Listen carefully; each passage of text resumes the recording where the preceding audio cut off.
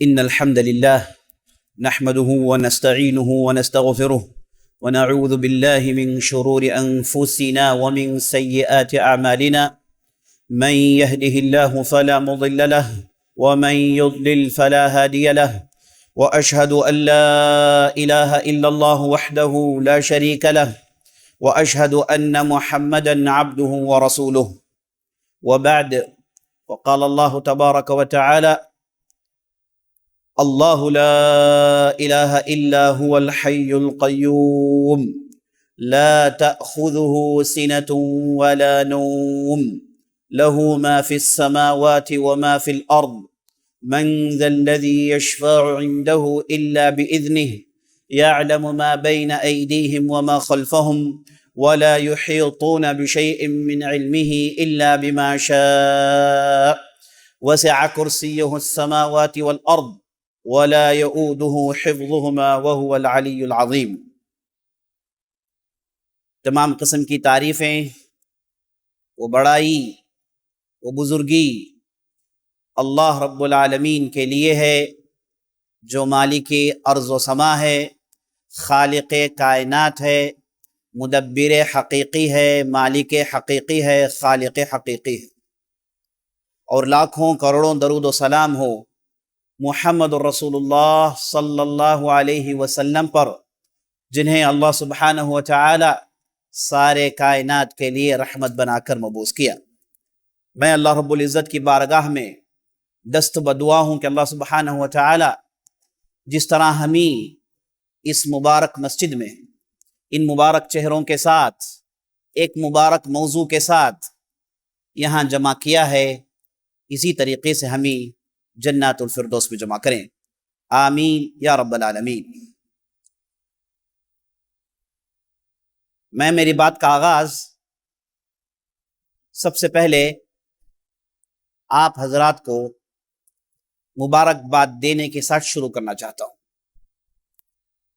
مبارکباد اس لیے کہ آپ لوگ دین کی بات سننے کے لیے، اللہ اور اللہ کے رسول صلی اللہ علیہ وسلم کی باتیں سننے کے لیے اس مبارک مقام میں جمع ہوئے ہیں، اور ہمیں یہ بات اچھی طریقے سے جان لینا چاہیے کہ اللہ سبحانہ و تعالی دنیا اور دنیا سے جڑی ہوئی چیزوں کو، اس میں ہر فرد کو شامل کرتا ہے، سب پر اپنی عنایات کرتا ہے۔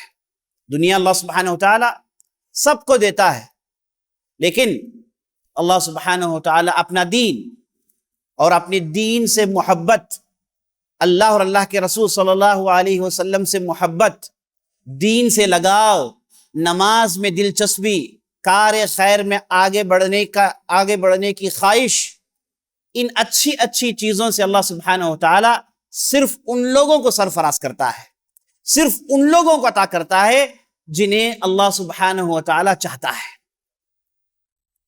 دولت اللہ سب کو دیتا ہے، اللہ کو ماننے والا اسے بھی دولت ملتی ہے، اللہ کا سراپا انکار کرنے والا اسے بھی دولت ملتی ہے، اللہ کے معاملات میں، اللہ کے دین میں شک کرنے والا اسے بھی دولت ملتی ہے، منافق، فاجر، فاسق اسے بھی دولت ملتی ہے۔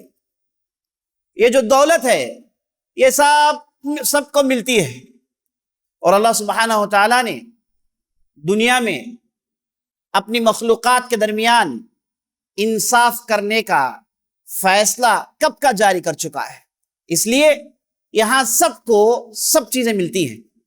اور نبی صلی اللہ علیہ وسلم نے ایک حدیث میں ارشاد فرمایا: لو كانت الدنيا تساوي جناح بعوضة عند الله لما سقى منها كافر شربة ماء۔ اگر اللہ کے نظر میں دنیا مچھر کے پر کے برابر بھی ہوتی تو اس دنیا میں کسی کافر کو ایک گھونٹ پانی نصیب نہیں ہوتا۔ تو اللہ سبحانہ و تعالیٰ نے دنیا سب کو دیا ہے، لیکن جیسے میں نے بتایا، دین سے لگاؤ، دین کے معاملات میں کوشاں ہونا، دین کو لے کر سنجیدہ ہونا، دین سیکھنے کی خواہش رکھنا، ایسی اچھی اچھی مجالس میں آنا، یہ صرف توفیق کی بات ہے۔ اللہ سبحانہ و تعالیٰ اس کے لیے افراد چنتا ہے، اس لیے آپ حضرات جو مجلس میں تشریف فرما ہیں اس مبارک بات کے مستحق ہیں کہ اللہ سبحانہ و تعالیٰ کی محبت اور اللہ سبحانہ و تعالیٰ کی رضا جوئی آپ کے شامل حال ہے۔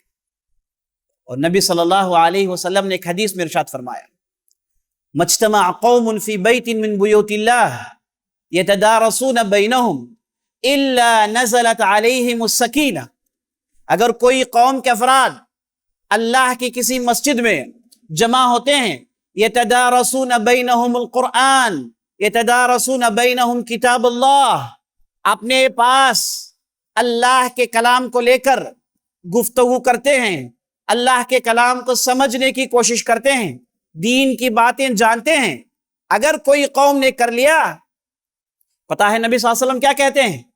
نبی صلی اللہ علیہ وسلم کہتے ہیں الا نزلت علیہم السکینہ۔ آپ حضرات کے لیے خوشخبری سنیے گا، آپ حضرات کے لیے آپ صلی اللہ علیہ وسلم نے جو خوشخبری سنائی ہے اسے آپ کان کھول کے سن لیجئے گا۔ نبی صلی اللہ علیہ وسلم کہتے ہیں نزلت علیہم السکینہ، ایسی مجلس والوں پر اللہ سبحانہ و تعالی اپنا اطمینان، چین، سکون، برکتیں نازل کرتا ہے۔ لوگ پوچھتے ہیں میری دعا قبول نہیں ہوتی، میں بار بار مانگتا ہوں میری دعا قبول نہیں ہوتی، مجھے اطمینان، چین و سکون نصیب نہیں ہو رہا ہے، تو میں کیا کروں؟ تو نبی صلی اللہ علیہ وسلم نے اس حدیث کی روح سے جواب دیا ہے کہ مجلس میں آنے والوں پر سکینت، سکون، چین نازل ہوتی ہے۔ اللہ اکبر، ایسی مبارک مجلس میں آپ تشریف فرمائیں کہ ایسی مجلس میں اللہ سبحانہ و تعالی اپنا چین، اپنی سکینت نازل فرماتے ہیں۔ اور اس کے بعد کیا؟ وَحَفَّتْهُمُ الْمَلَائِكَةُ، ایسی مجلس والوں پر ملائکہ اپنے پروں کو لے کر مجلس والوں کو ڈھانک لیتے ہیں۔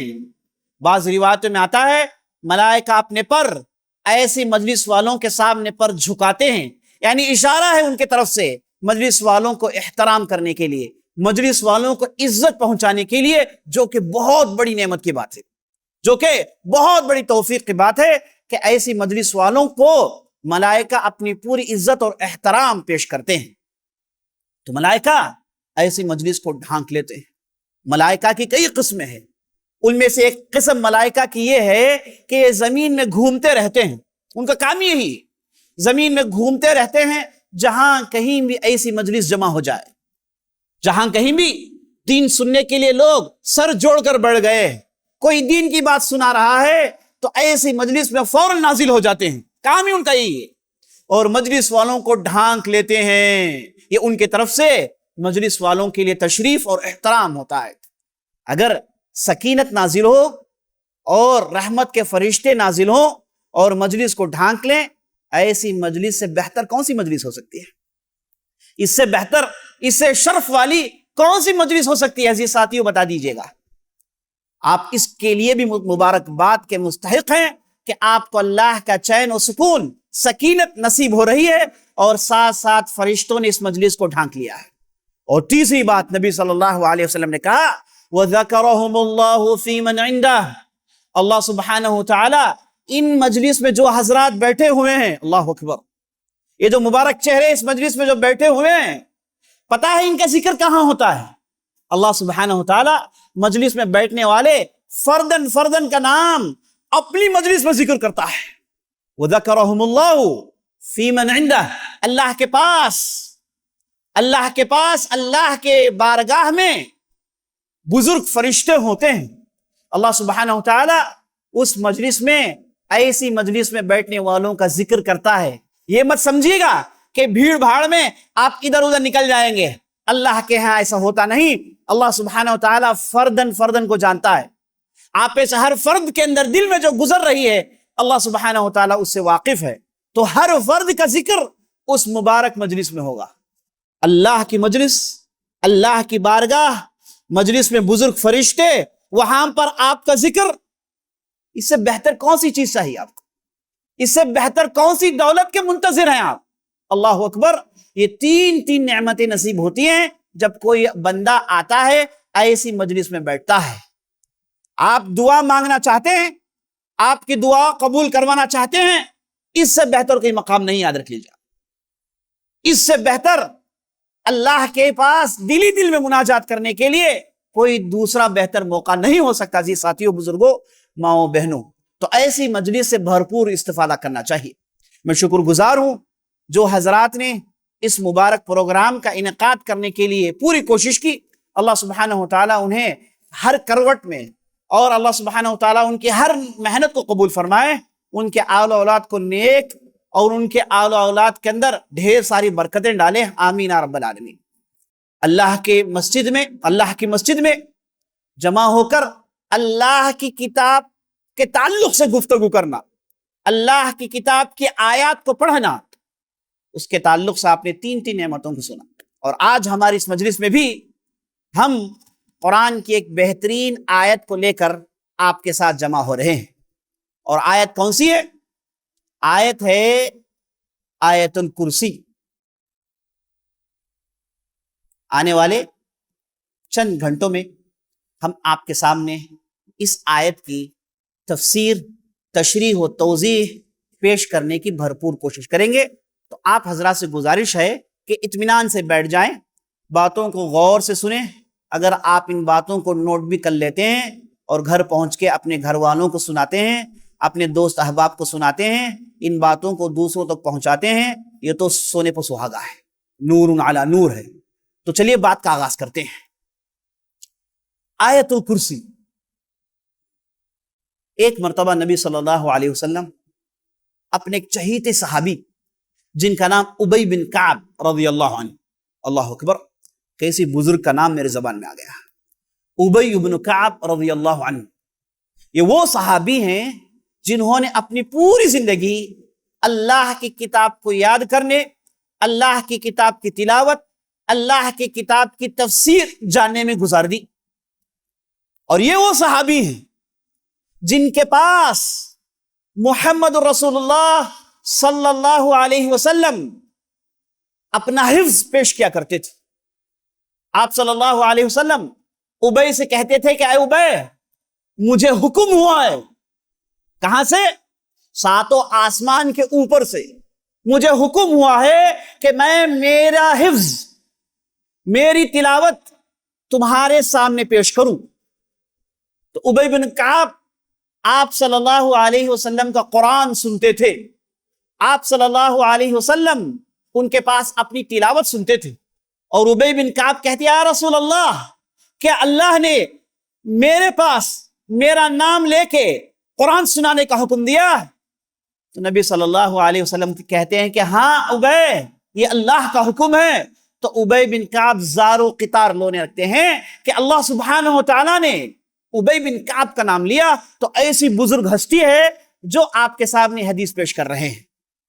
ابی بن کعب، اللہ اکبر، نبی صلی اللہ علیہ وسلم فقط ان کے پاس قرآن نہیں سناتے تھے، بلکہ بڑے بڑے بزرگ صحابہ اپنی تلاوت کی تصحیح ان کے پاس آ کر کیا کرتے تھے۔ ان کے شاگرد میں کون ہے؟ زید بن ثابت رضی اللہ عنہ ہے۔ زید بن ثابت رضی اللہ عنہ کون ہے؟ یاد رکھ لیجئے، جب بھی آپ اللہ کی کتاب کی تلاوت کرتے ہیں، یہ مصحف کو تھام کر بیٹھتے ہیں، ان میں سے قرآن کی آیاتوں کو پڑھتے ہیں، تو اس میں ہر حرف کا اجر آپ کو ملنے سے پہلے زید بن ثابت کو ملتا ہے، کیونکہ اس مصحف کو جمع کرنے میں زید بن ثابت رضی اللہ عنہ کا بہت بڑا ہاتھ ہے، بلکہ انہوں نے اسے کتاب کی شکل دی۔ تو یہ ابی بن کعب کے شاگرد تھے، اتنے بلند پائے جلیل القدر صحابی گزرے ہیں ابی بن کعب رضی اللہ عنہ۔ تو ابی بن کعب رضی اللہ عنہ ایک مرتبہ نبی صلی اللہ علیہ وسلم کے مجلس میں بیٹھے ہوئے ہیں، تو آپ صلی اللہ علیہ وسلم نے سوال پوچھا۔ یہ آپ صلی اللہ علیہ وسلم کا طریقہ ہوتا ہے، صحابہ کے درمیان چند سوالات پوچھتے ہیں اور پھر آپ صلی اللہ علیہ وسلم اس کے جوابات دیتے ہیں، اس کے ذریعے سے لوگوں کو علم کا نور ملتا تھا۔ تو نبی صلی اللہ علیہ وسلم نے ابی بن کعب سے پوچھا، اے ابی، قرآن کی سب سے بہترین آیت کون سی ہے؟ سوال کیا تھا؟ قرآن کے اندر سب سے بہترین، افضل آیہ، قرآن کے اندر سب سے بہترین آیت کون سی ہے؟ یاد رکھ لیجئے، قرآن پورے کا پورا بہتر ہے، قرآن پورے کا پورا بہترین ہے۔ اس کے اندر جو 6500 آیتیں ہیں، یہ پورے کے پورے اللہ کی طرف سے نازل کردہ ہیں، اور ہم مسلمانوں کو فخر ہے کہ اللہ سبحانہ و تعالیٰ نے ہمیں یہ کتاب نصیب کی ہے، جبکہ ہم دوسرے ادیان، دوسرے مذاہب کے لوگوں کو دیکھتے ہیں کہ ان کے پاس اپنے دین کو لے کر، اپنے عقیدے کو لے کر، اپنے مذہب کو لے کر ثابت کرنے کے لیے کوئی آسمانی چیز نہیں ہے۔ ان کے پاس جو کچھ بھی ہے بات کا لکھا ہوا ہے، تحریف شدہ ہے، لیکن ہم امت مسلمہ کی خوبی ہے کہ اللہ اکبر، یہ ایسی نعمت ہے جسے سوچ سوچ کے ہم پوری زندگی سجدے میں گزار دیں تو بھی کم ہے، کہ ہمارے درمیان اللہ کا کلام پورے کا پورا محفوظ ہے۔ اِنَّا نَحْنُ نَزَّلْنَا الذِّكْرَ وَإِنَّا لَهُ لَحَافِظُونَ، بلا شبہ ہم نے اس قرآن کو نازل کیا اور اس کی حفاظت کی ذمہ داری ہم بھرپور اپنے اوپر لیتے ہیں۔ تو یہ اللہ کا کلام، یہ کتاب اللہ محفوظ کیا گیا ہے، اور ہمارے پاس یہ چیزیں موجود ہے جو ہمارے لیے فخر کرنے کے لیے، ساتھ ساتھ اللہ کے بارگاہ میں شکر گزار بننے کے لیے پورے سامان مہیا کرتا ہے۔ تو قرآن پورے کا پورا بہترین ہے، لیکن اللہ سبحانہ وتعالیٰ نے ان میں بعض آیتوں کو فوقیت بخشی، بعض آیتوں کو اس کے پیچھے چھوڑا، جیسے سورتوں میں سورۃ الاخلاص، سورۃ البقرہ، سورۃ آل عمران، ان سورتوں کے فضائل آئے ہیں جبکہ پورے سورت بہترین ہیں۔ ویسے ساری آیتیں قرآن کی بہتر ہیں، عمدہ ہیں، اور اپنے اندر علم کا خزانہ رکھتے ہیں۔ بعض اہل علم کہتے ہیں یہ قرآن ایسی کتاب ہے جس کے اندر 350 سے زیادہ علوم کی بنیادیں اس کتاب کے اندر مذکور ہیں۔ بہت قرآن کے تعلق سے گفتگو کریں تو بہت لمبی بات ہو جائے گی، تو بات آگے بڑھاتے ہیں۔ تو یہ جو قرآن کی آیتیں ہیں، ان میں سے بعض آیتوں کو اللہ نے فضیلت بخشی ہے۔ تو وہی سوال نبی صلی اللہ علیہ وسلم یہاں ابی بن کعب سے کرتے ہیں، کہتے ہیں کہ ابی چلو بتاؤ قرآن کے اندر سب سے بہترین آیت کون سی ہے؟ تو ابی بن کعب پوری عزت کو ملحوظ کرتے ہوئے، آپ صلی اللہ علیہ وسلم کا مقام، آپ صلی اللہ علیہ وسلم کے مرتبے کو مد نظر رکھتے ہوئے ابی بن کعب نے کہا اللہ ورسولہ اعلم، اللہ اور اس کا رسول بہتر جانتا ہے۔ یہ صحابہ کا طریقہ تھا آپ صلی اللہ علیہ وسلم کے ساتھ، کیونکہ جانتے ہیں یہ سوال پوچھا اس لیے گیا ہے تاکہ بعد میں انفارمیشن دیں، بعد میں نالج شیئر کریں، اس لیے سوال پوچھا گیا ہے، یہ ایسے ہی سوال نہیں پوچھا گیا ہے۔ صحابہ جانتے تھے، اس لیے اب ابی بن کعب نے کہا اللہ کے رسول آپ، اللہ اور آپ بہتر جانتے ہیں۔ تو نبی صلی اللہ علیہ وسلم نے کہا اے ابی بن کعب بتاؤ قرآن کے اندر سب سے بہترین آیت کون سی ہے؟ تو بعد میں ابی بن کعب نے کہا اللہ کے رسول سب سے بہترین آیت قرآن کے اندر اللہ لا الہ الا هو الحی القیوم آیت الکرسی ہے۔ جیسے ہی یہ کہنا تھا آپ صلی اللہ علیہ وسلم اتنے خوش ہوتے ہیں، اتنے خوش ہوتے ہیں، کہتے ہیں کہ آپ صلی اللہ علیہ وسلم نے میرے سینے میں تھپکی ماری، سینے میں آپ صلی اللہ علیہ وسلم نے تھپکی ماری، یعنی یہ اشارہ ہے کہ میں آپ سے بھرپور راضی ہوں، آپ نے بہترین جواب دیا۔ گویا کہ شاباشی دینے کا ایک طریقہ تھا آپ صلی اللہ علیہ وسلم کا۔ تو آپ صلی اللہ علیہ وسلم نے ان کے سینے میں تھپکی ماری اور اس کے بعد کہا لیہنک العلم ابا المنذر، اے ابا منذر، یہ ابی بن کعب کی کنیت تھی، کہا اے ابی بن کعب، اے ابا منذر، لیہنک العلم، یہ جو تمہارے سینے میں علم ہے اس کی مبارک بادی مجھ سے حاصل کر لیجئے گا، اس کی مبارک بادی مجھ سے سن لیجئے گا، تم واقعی مبارک باد کے مستحق ہو، تمہارے پاس بہترین علم ہے، تم نے جو جواب دیا ہے بہترین جواب دیا ہے۔ تو ابی بن کعب نے کہا قرآن کے اندر جو 6500 سے زیادہ آیتیں ہیں ان میں سے سب سے افضل آیت یہ آیت الکرسی ہے، اللہ اکبر۔ علی بن ابی طالب رضی اللہ عنہ کہتے ہیں کہ مجھے تعجب ہوتا ہے کہ ایک آدمی اسلام قبول کرے اور آدمی ذی عقل ہو، اپنے اندر عقل رکھتا ہو، ویسا آدمی سونے سے پہلے آیت الکرسی کیوں نہیں پڑھتا؟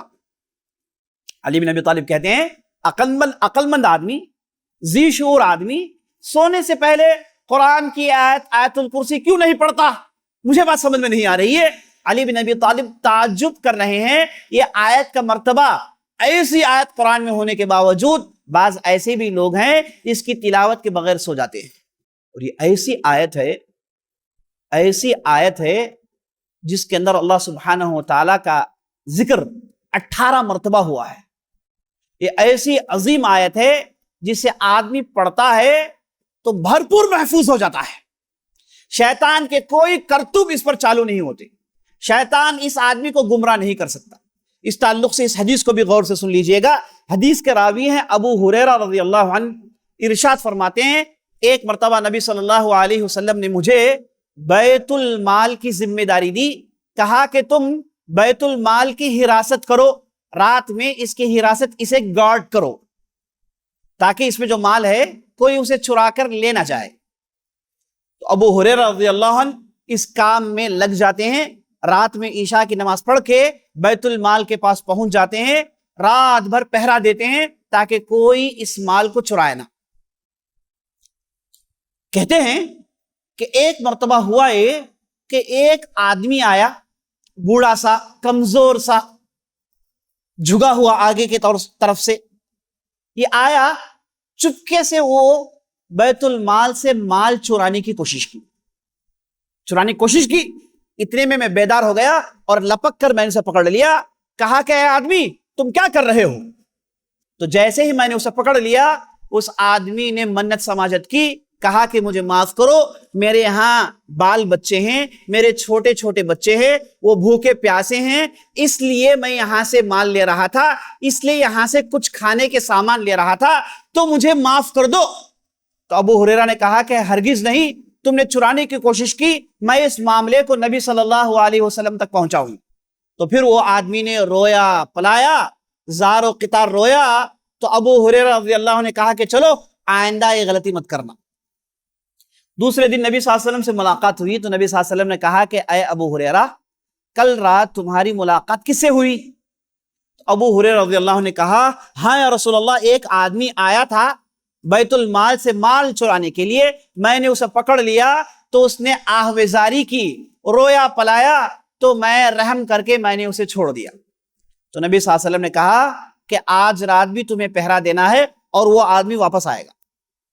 تو اسی طریقے سے ابو ہریرہ پہرا دینے کے لیے بیٹھ گئے اور دیکھتے یہ ہیں رات کے آخری پہر میں پھر یہ آدمی نمودار ہوا اور مال چرانے کی اس نے کوشش کی۔ جیسے ہی مال چرانے کے لیے آگے بڑھا، ابو ہریرہ نے پھر پکڑ لیا تو اس آدمی نے پھر رویا، منت سماجت کی، ہاتھ پیر پکڑے، کہا کہ مجھے معاف کر دو، میں محتاج تھا اس لیے میں نے چرانے کی کوشش کی۔ تو ابو ہریرہ رضی اللہ عنہ صحابی ٹہرے بڑے رحم دل، بڑے نرم دل، انہوں نے پھر اس آدمی کو معاف کر دیا اور وہ صاحب چلے گئے۔ دوسرے دن نبی صلی اللہ علیہ وسلم سے ملاقات ہوئی تو نبی صلی اللہ علیہ وسلم نے کہا کہ کل رات تمہارے صاحب نے تمہارے ساتھ کیا سلوک کیا؟ تو ابو ہریرہ نے کہا کہ ہاں رسول اللہ، وہ صاحب آئے تھے، انہوں نے پھر چرانے کی کوشش کی، میں نے اس صاحب کو پھر معاف کر کے چھوڑ دیا۔ تو نبی صلی اللہ علیہ وسلم نے کہا کہ پھر آئے گا اس رات بھی، جا کر دیکھو، آئے گا ضرور۔ اور ایسے ہی ہوا۔ تیسری رات جب پہرا دے رہے تھے تو پھر یہ صاحب نمودار ہوئے، پھر چرانے کی کوشش کی۔ تو ابو ہریرہ کو اس بار غصہ آ گیا رضی اللہ عنہ، انہوں نے جھٹک کر کہا کہ تم کیسے آدمی ہو، بار بار ہم تمہیں بھگا رہے ہیں، دھتکار رہے ہیں، تم ہو کے بات سننے کے لیے تیار ہی نہیں ہو، بار بار چلے آتے ہو منہ اٹھا کر چرانے کے لیے، تم ایسا ہرگز نہیں کر سکتے، اس بار میں تمہیں رسول اللہ صلی اللہ علیہ وسلم کے پاس پہنچانے والا ہوں۔ پھر وہ صاحب نے رویا پلایا، ابو ہریرہ نے کہا کہ میں اس بار پگھلنے والا نہیں ہوں، تم نے بارہا مجھے دھوکہ دیا ہے، میں اب میری بات سے مکرنے والا نہیں ہوں، تمہیں میں نبی صلی اللہ علیہ وسلم پاس پہنچا کر رہوں گا۔ اس کے بعد وہ صاحب نے کہا، غور سے سنیے گا، اس کے بعد وہ صاحب نے کہا اے ابو ہریرہ، تم چاہتے ہو کہ مجھ سے تمہیں نجات ملے، تم چاہتے ہو کہ مجھ سے تمہیں نجات ملے تو تم ایک کام کرنا۔ ابو ہریرہ نے کہا کہ بتاؤ کیا کروں؟ کہا کہ تم آیت الکرسی کی تلاوت کرنا، سونے سے پہلے آیت الکرسی کی تلاوت کرنا، جب تم اس آیت کی تلاوت کرو گے تمہارے لیے ایک اسپیشل خاص فرشتہ آسمان سے اتار دیا جاتا ہے جو رات بھر تمہارے لیے پہرا دیتا ہے تاکہ تمہارے قریب کوئی شیطان نہ آئے، کوئی نقصان دہ چیز تمہیں آ کر نہ پائے، رات بھر یہ فرشتہ تمہاری حفاظت کرتا ہے۔ یہ فرشتہ کون ہے؟ جب آدمی آیت الکرسی کی تلاوت کرتا ہے تو اس کے لیے خاص فرشتہ نازل ہوتا ہے۔ تو ابو ہریرہ نے وہ صاحب کی اس بات کو سنا اور وہ صاحب کو پکڑنا چاہ ہی رہے تھے لیکن وہ چپکے سے نکل گئے۔ تیسرے دن نبی صلی اللہ علیہ وسلم سے ملاقات ہوئی، نبی صلی اللہ علیہ وسلم نے پوچھا کہ بتاؤ کل رات تمہارے صاحب نے کیا کیا؟ تو ابو ہریرہ نے سارا ماجرا سنایا، کہا کہ اللہ کے رسول، وہ آدمی نے تو ایک نسخہ دے دیا۔ نبی صلی اللہ علیہ وسلم نے کہا کہ وہ کیا تھا؟ تو ابو ہریرہ نے کہا کہ اس نے کہا کہ اگر تم مجھ سے نجات چاہتے ہو تو آیت الکرسی کی تلاوت کرنا. جب تم تلاوت کرو گے تو آسمان سے ایک خاص محافظ نازل کر دیا جاتا ہے جو تمہاری حفاظت کرتے رہتا ہے اور شیطان تمہارے قریب بھٹک بھی نہیں سکتا.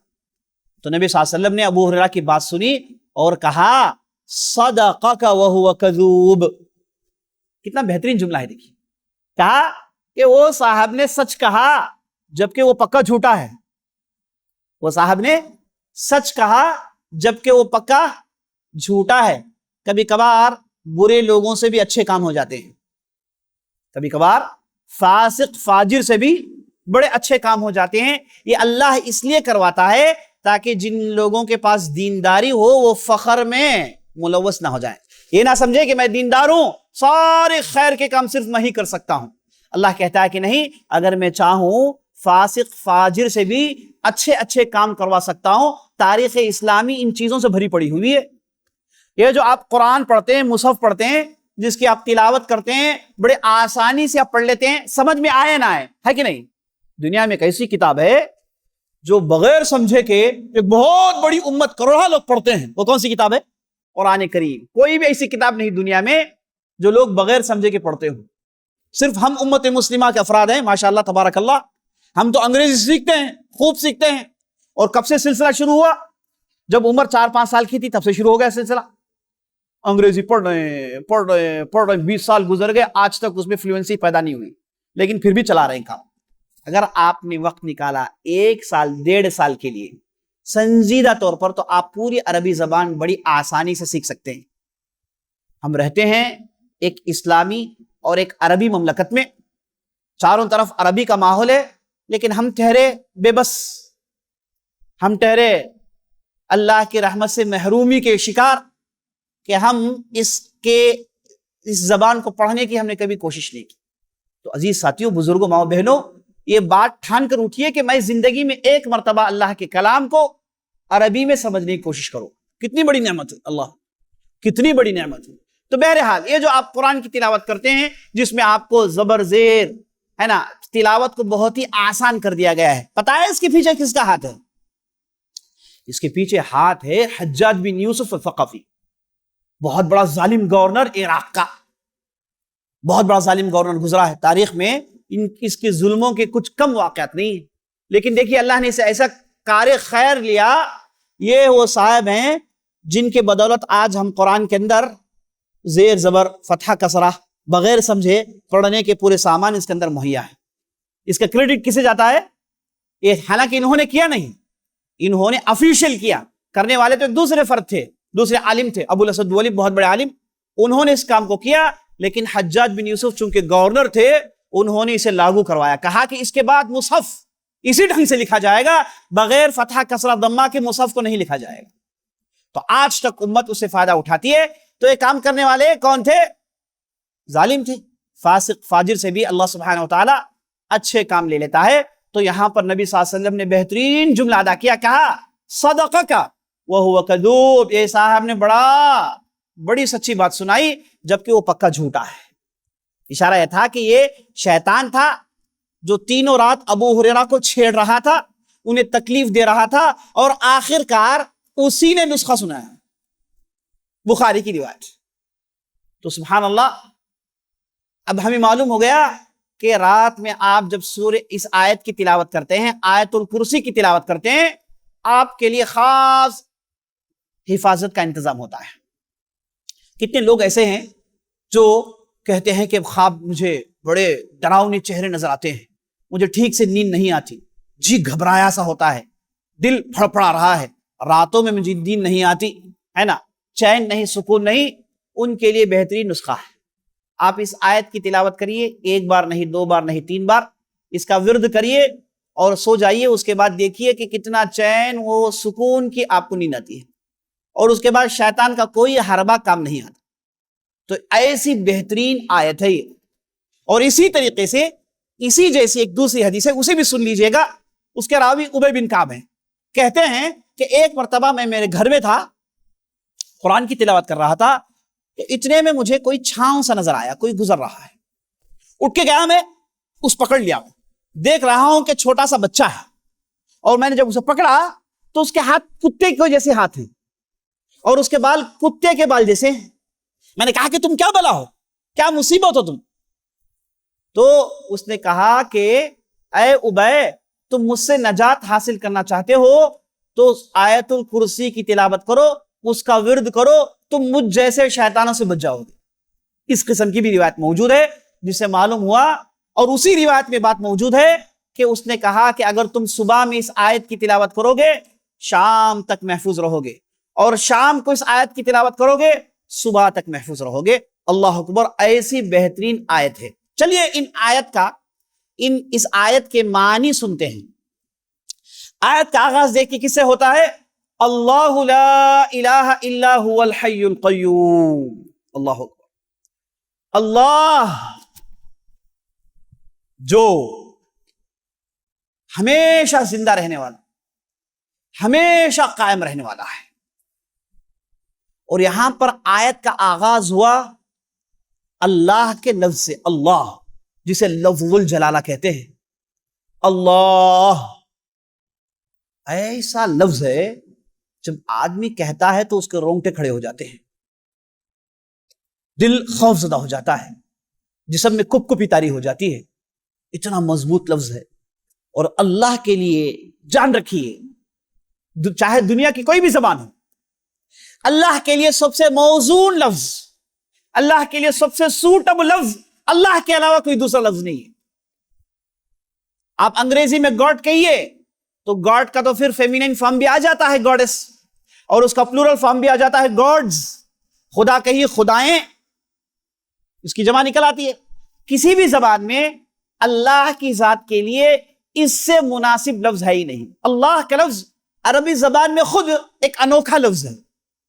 عربی زبان میں خود اس زبان کو آپ اسے پلورل نہیں بنا سکتے, اس کی جمع نہیں بنا سکتے, اس کا مؤنث بنا نہیں سکتے. خاص عربی زبان میں اللہ کے لیے لفظ موجود ہے, اور بعض لوگ کہتے ہیں کہ ہبریو زبان میں بھی ایک لفظ موجود ہے اسی طریقے سے. تو دنیا میں کوئی زبان میں لفظ نہیں جو اللہ کے لیے سوٹیبل ہو جیسے اللہ کا لفظ. اسی لیے بعض جو غیر مسلم حضرات ہیں وہ یہ سمجھتے ہیں کہ ہمارے یہاں جو خدائیں ہیں ان کے ہم نے نام دے رکھے ہیں, اور مسلمان بھی ہیں, ان کے یہاں جو خدا ہیں ان کا نام اللہ ہے. وہ مسلمانوں کا خدا ہے اور ہمارے خدا کے تو مختلف نام پہلے سے ہیں. یہ تصور ہے ان کا. انہیں یہ بتانا چاہیے کہ اللہ یہ سب کا خالق مالک ہے, چاہے مسلمانوں کے غیر مسلمانوں. ہم مسلمان اس عربی لفظ کو اس لیے استعمال کرتے ہیں کیونکہ یہ لفظ سب سے اللہ کے لیے سوٹیبل کرتا ہے. اس کے اندر جو یونیکنس ہے, اس کے اندر جو انوکھا پن ہے, کسی اور کے اندر نہیں. اس لیے اس لفظ کو استعمال کرنا ہم مسلمان زیادہ پسند کرتے ہیں. چاہے مسلمان کوئی بھی زبان بولے, لیکن اللہ کو اللہ ہی کہتے ہیں کیونکہ اس کے اندر یہ اسباب ہیں جس کا آپ نے ذکر سنا. اللہ. مجھے یہاں پر نبی صلی اللہ علیہ وسلم کی حدیث یاد آ رہی ہے. آپ صلی اللہ علیہ وسلم کہتے ہیں قرآن کی 3 سورتوں میں اللہ کا اسم اعظم ہے. کیا ہے؟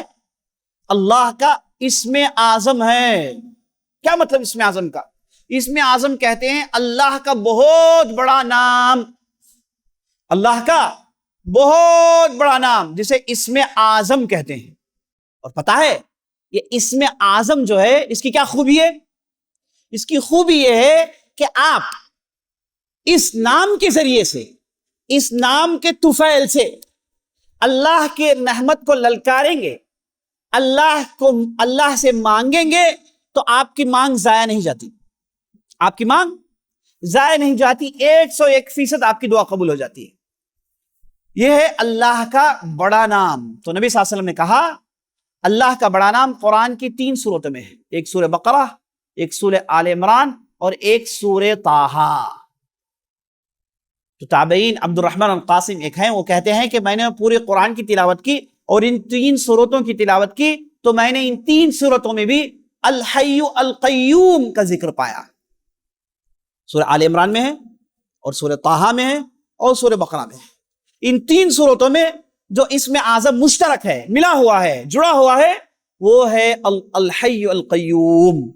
تو اس آیت کی روح سے بات معلوم ہوئی اسم اعظم جو اللہ کا بہت بڑا نام ہے وہ الحی القیوم ہے.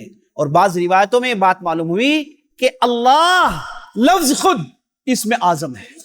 ایک مرتبہ نبی صلی اللہ علیہ وسلم مسجد میں داخل ہوئے تو یہ دیکھتے ہیں کہ مسجد میں ایک صاحب بیٹھ کے گڑ گڑا کے زار و قطار روتے ہوئے بارگاہ یزدی میں اللہ کے رحمت کو للکار رہے ہیں۔ پتا ہے کیا کہہ رہے ہیں؟ کہہ رہے ہیں اللہم انی اسألک بانک انت اللہ لا الہ الا انت الاحد الصمد الذي لم يلد ولم يولد ولم يكن له كفوا احد۔ وہ صاحب نے کہا کہ اللہ میں تجھ سے مانگتا ہوں، اس لیے مانگتا ہوں کہ تیرے سوا کوئی معبود برحق نہیں ہے، اس لیے مانگتا ہوں تو اللہ ہے۔ تو نبی صلی اللہ علیہ وسلم نے اس صاحب کو کہا اے صاحب تم نے اللہ کو اس کے بڑے نام سے پکارا ہے، تمہاری مانگ 100% پوری ہونے والی ہے۔ تو بعض روایتوں سے بات معلوم ہوا لفظ الجلالہ اللہ یہ اللہ کا بہت بڑا نام ہے، الحی القیوم اللہ، یہ دونوں میں ان تینوں کو بھی آپ جوڑ لیں، اسی کو آپ کہیں گے اسم اعظم، اللہ کا بہت بڑا نام۔ اب یہ آیت کا آغاز ہوتا ہے اللہ لا الہ الا هو الحی القیوم، اللہ وہ ہے جس کے علاوہ کوئی معبود برحق نہیں اور جو ہمیشہ زندہ رہتا ہے اور ہمیشہ قائم رہتا ہے۔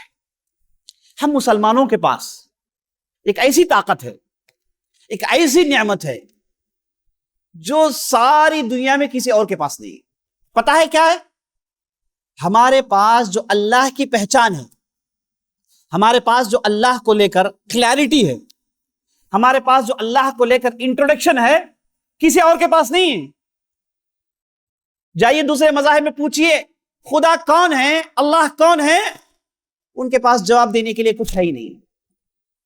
مشرکین مکہ نبی صلی اللہ علیہ وسلم کے پاس آئے، آ کر انہوں نے کہا یا محمد انسب لنا ربک، اے محمد تمہارے رب کا قبیلہ بتاؤ، چونکہ عرب تھے، قبائل کی وہ باتیں ذہن میں پڑی ہوئی ہیں، تو انہوں نے سمجھا کہ ان کا بھی کوئی قبیلہ ہوگا، تو کہا اے محمد تمہارے رب کا قبیلہ بتاؤ۔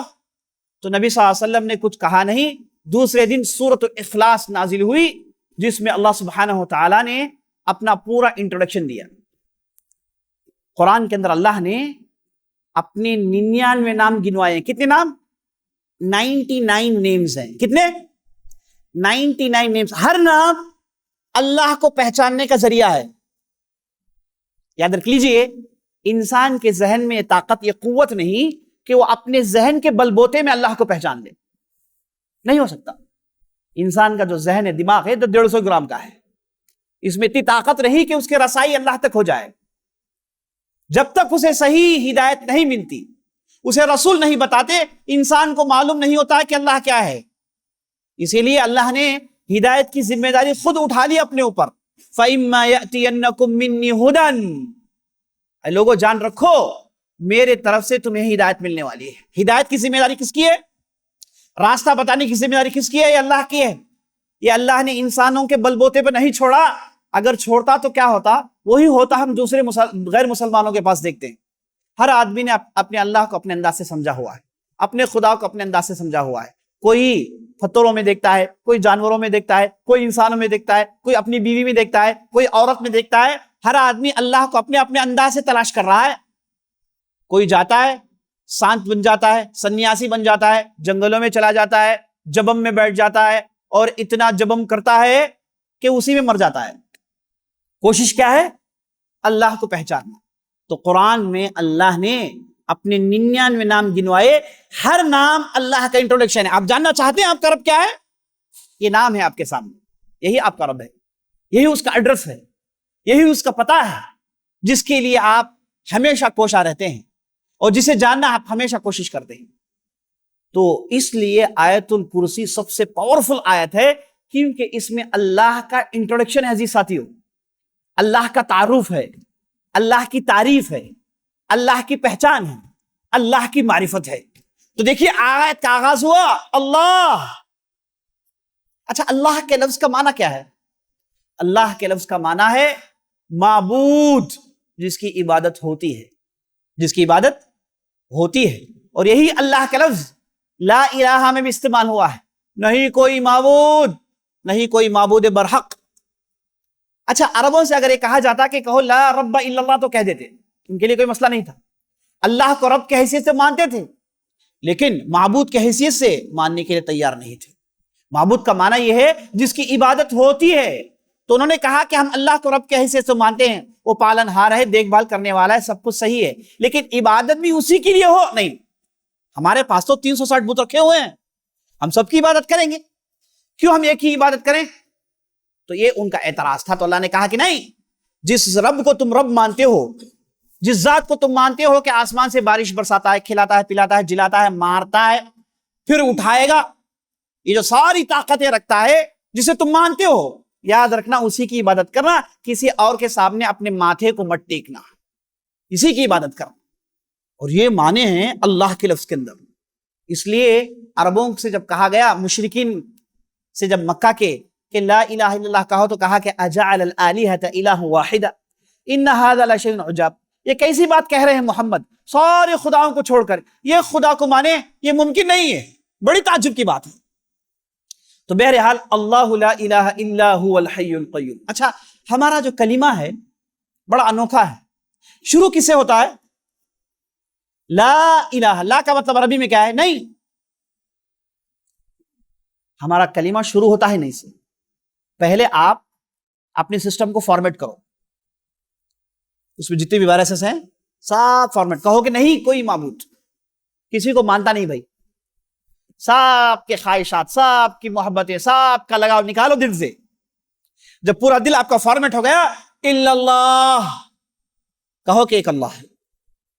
جیسے آپ گھر میں جانے سے پہلے گھر کو صاف کرتے ہیں اور پھر گھر میں جاتے ہیں, ویسے آپ اپنے دل کو صاف کرتے ہیں, کہتے ہیں کہ غیر اللہ سے کوئی لگاؤ نہیں, کوئی میل ملاپ نہیں. دل کو صاف کرنے کے بعد کہتے ہیں الا اللہ, اللہ کے علاوہ. الحی, ہمیشہ زندہ رہنے والا. اللہ اکبر. اللہ سبحانہ تعالیٰ کو موت نہیں آتی. هو الحی الذی لا يموت, وہ مرتا نہیں ہے, وہ ہمیشہ قائم ہے. ابھی انسان کے دماغ کے پٹی میں یہ انفینٹی کا کانسیپٹ نہیں آ سکتا نا. وہ اگر کسی چیز کا آغاز کا قائل ہے تو ختم کا بھی قائل ہے. کوئی چیز شروع ہوئی تو ختم ہوگی, جو بھی چیزیں وہ شروع ہوئی ہیں. انفینٹی کی باتیں انسان کو سمجھ میں نہیں آتی, تو اسے جان لینا چاہیے کہ اس کے دماغ کے لیمیٹیشنز ہیں, اس کی سوچ کے لیمیٹیشنز ہیں. اس کے لیے خیر یہی ہے کہ جو چیز نہیں جانتا کہہ کے, جو کہتا ہے کہ جان لو تو اسے جان کے جان لے, ہے کہ نہیں؟ اسی میں اس کے لیے خیر. تو اللہ ہمیشہ زندہ رہتا ہے, نہ اس کے لیے آغاز ہے نہ اس کے لیے اختتام ہے. القیوم, ہمیشہ قائم رہنے والا. قائم رہنے والا سے مراد کیا ہے؟ وہ کسی کا محتاج نہیں. القیوم سے کمانا کیا ہے؟ وہ کسی کا محتاج نہیں, نہ کسی کھانے کا, نہ کسی افراد کا, نہ کسی کمزوری کا, نہ کسی خواہش کا, وہ کسی بھی چیز کا محتاج نہیں. یہ معنی آتا ہے القیوم. اب یہ دو صفتوں کو اور آگے اس کی تشریح کی گئی, لا تأخذہ سینۃ ولا نوم. جب وہ ہمیشہ رہتا ہے, ہمیشہ قائم رہتا ہے, نہ اسے اونگ آتی ہے نہ اسے نیند آتی ہے. سینہ کہتے ہیں اونگ کو, نوم کہتے ہیں نیند کو. نہ اللہ کو اونگ آتی ہے نہ اللہ سوتا ہے. یہ اس لیے بتایا گیا, یہ جو یہود ہیں وہ یہ کہتے ہیں کہ اللہ نے آسمان زمین کو 6 دن میں بنایا, پھر اللہ تھک گیا. تو اللہ نے قرآن میں ارشاد فرمایا وما مسنا من لغوب, ہم تھکتے نہیں ہیں, ہمیں کوئی تھکاوٹ چھوٹی نہیں ہے. لا تأخذہ سینۃ ولا نوم لہ ما فی السماوات وما فی الارض, اور آسمانوں میں زمین میں جو کچھ بھی ہے سب کا ایک اکیلا مالک اللہ ہے. اشارہ یہ ہے کہ جب آسمان زمین کا وہ مالک ہے, تم کس کھیت کی مولی ہو؟ تمہاری وقت کیا ہے؟ تمہارا وزن کیا ہے؟ تم کیا ہو؟ تم کچھ بھی نہیں. جبکہ آسمان زمین اس کے ہیں, تمہیں بھی واپس اسی کی طرف لوٹنا ہے. یہ اشارہ ہے. یہ کہنا کہ اللہ ہی کے لیے آسمان زمین میں ہے اور اس میں جو کچھ بھی ہے, اس میں اشارہ یہ ہے کہ تم لوگوں کو بھی واپس میرے پاس لوٹنا ہے. جب آسمان زمین میرے پاس لوٹ کر آتے ہیں تو اے انسان, تجھے موت آئے گی, موت آنے کے بعد تجھے میرے طرف لوٹنا ہے, اور حساب کتاب پورا ادھر ہونے والا ہے. ہو سکتا ہے کہ دنیا میں تو بعض کام کر کے بچ جائے, نا انصافی کر کے بچ جائے, فلاں کام کر کے بچ جائے, لیکن یاد رکھنا رجوع کرنا تو میرے پاس ہے، لوٹنا میرے پاس ہے، پورا حساب کتاب میں تم سے لینے والا ہوں۔ یہ معنی ہے اس آیت کا، لہو ما فی السماوات و ما فی الارض۔ اس کے بعد دیکھیے من ذا الذی یشفع عندہ الا باذنہ۔ جب اللہ نے کہا کہ سب کچھ اللہ کا ہے، آسمان زمین اللہ کا ہے، تو مشرکین کے پاس ایک کانسیپٹ پڑا ہوا ہے کہ اللہ کا سب کچھ ہے لیکن ہمارے پاس جو معبودات ہیں ان کے پاس بھی کچھ کم طاقت نہیں، وہ بھی سفارش کرنے کی طاقت رکھتے ہیں اور ان کی سفارش کے ذریعے سے ہم جنت حاصل کر لیں گے۔ ایک خطرناک مغالطہ مشرکین مکہ کے پاس تھا، تو اللہ نے اس مغالطے کی بنیاد کو توڑا اور کہا من ذا الذی یشفع عندہ الا باذنہ۔ کون، کس کی جرأت ہے، کس کی مجال ہے، کون ہے وہ مائی کا لال جو ہمارے پاس سفارش کرے بغیر ہماری اجازت کے؟ سفارش ہے، برحق ہے، نبی صلی اللہ علیہ وسلم بھی شفاعت کرتے ہیں، اس میں ذرا برابر بھی شک نہیں، سفارش ہے، شفاعت ہے۔ آپ صلی اللہ علیہ وسلم 7 قسم کی شفاعتیں کریں گے۔ جب جنتی جنت کے پاس چلے جائیں گے، دیکھیں گے کہ جنت کے دروازے بند ہیں، کہیں گے اللہ کے رسول کے پاس کہ اللہ کے رسول اب سفارش کریں، تو نبی صلی اللہ علیہ وسلم سفارش کریں گے تو جنتیوں کے لیے جنت کے دروازے کھولے جائیں گے، اور بہت سارے لوگوں کے معاملے اٹکے ہوئے ہوں گے، قیامت قائم ہو گیا ہوگا، ان کے معاملے اٹکے پڑے ہوئے ہوں گے، کوئی حساب کتاب نہیں، ایسے ہی نہتے کھڑے ہوئے ہوں گے۔ یہ لوگ دوڑیں گے انبیاء کے پاس، نوح کے پاس جائیں گے، ابراہیم کے پاس جائیں گے، موسیٰ کے پاس جائیں گے، عیسیٰ کے پاس جائیں گے، آخر آئیں گے محمد رسول اللہ صلی اللہ علیہ وسلم کے پاس اور گزارش کریں گے کہ آپ ہمارے حق میں سفارش کر دینا۔ تو نبی صلی اللہ علیہ وسلم فوراً سجدے میں چلے جائیں گے، اور پتہ ہے ہوگا کیا؟ سجدے میں جانے کے بعد پتہ ہے کیا ہوگا؟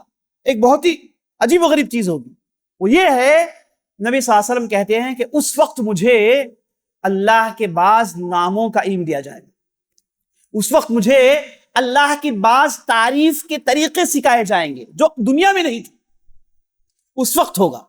تو نبی صلی اللہ علیہ وسلم اللہ کے ان ناموں کو لے کر اللہ کے رحمت کو للکاریں گے، اللہ کی بارگاہ میں گڑ گڑائیں گے، سجدے میں پڑے ہوئے ہوں گے، ماتھا ٹھیکے ہوئے ہوں گے، ناک رگڑ رہے ہوں گے، تو اللہ سبحانہ و تعالیٰ نبی صلی اللہ علیہ وسلم سے کہے گا ارفع راسک اشفع تشفع، اے محمد سر اٹھاؤ، چلو اب سفارش کرو، آپ کی سفارش ہم قبول کریں گے۔ تو نبی صلی اللہ علیہ وسلم سفارش کریں گے تو کئی لوگوں کے بیڑے پار ہوں گے، کئی لوگوں کے مسائل کا حل نکل آئے گا۔ حافظ القرآن اپنے گھر والوں کے حق میں سفارش کرے گا، شہید جو اللہ کی راہ میں شہید ہو جاتا ہے وہ اپنے گھر والوں میں سفارش کرے گا، تو سفارش برحق ہے، اس کا کوئی انکار نہیں کر سکتا، لیکن یاد رکھ لینا یہ سفارش کے لیے بھی اجازت کی ضرورت ہے۔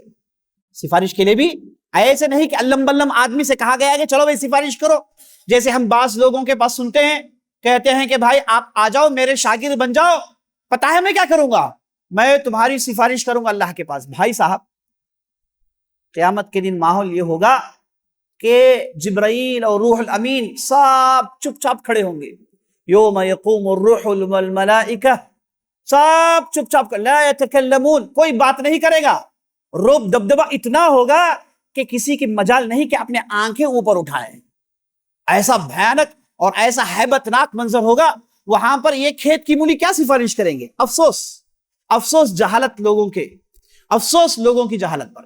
تو نبی صلی اللہ علیہ وسلم، اللہ سبحانہ وتعالی کہتا ہے من ذا الذی یشفع عندہ الا باذنہ، کون ہے مائی کا لال جو میرے بارگاہ میں سفارش کرے اور میری اجازت نہ ملے؟